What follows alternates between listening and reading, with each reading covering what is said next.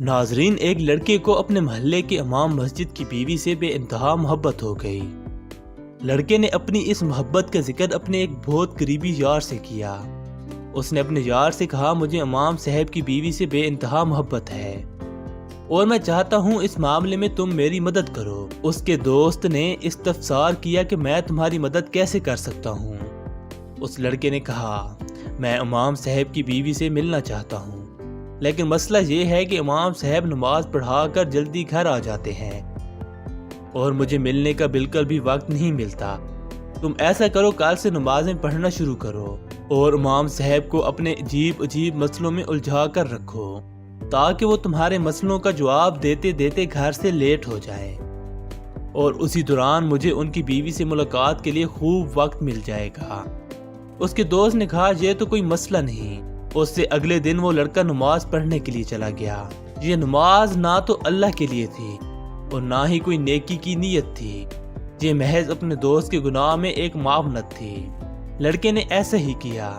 جب بھی امام صاحب نماز پڑھا کر فارغ ہوتے تو وہ امام صاحب کو لے کر ایک کونے میں بیٹھ جاتا، امام صاحب سے عجیب سوال کرتا اور امام صاحب اس کے عجیب سوالوں کا جواب دیتے لیٹ ہو جاتے۔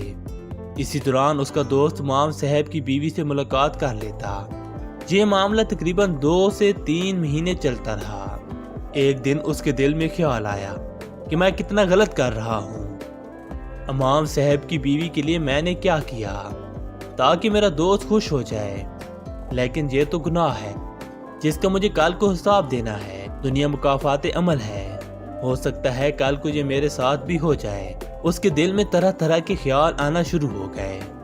اس رات یہ سو نہیں پایا اور اس نے عہد کیا کہ میں صبح جا کر امام صاحب سے سب بات بیان کر دوں گا اور اس کے بعد وہ مجھے جو بھی سزا دیں گے مجھے قبول ہے۔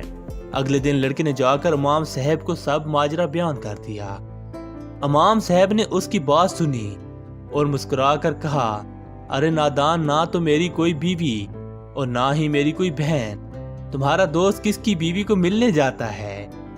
یہ بات سن کر وہ لڑکا پریشان ہوا اور امام صاحب سے کہنے لگا کہ واقعی آپ کی شادی نہیں ہوئی اور نہ ہی آپ کی کوئی بہن ہے، تمہیں غلط فہمی ہوئی ہے۔ لڑکا بہت پریشان ہوا۔ اس نے سوچا، کیوں نہ میں دیکھوں آخر وہ کس کو ملنے جاتا ہے۔ ایک دن اس نے اپنے دوست کا تعاقب کیا۔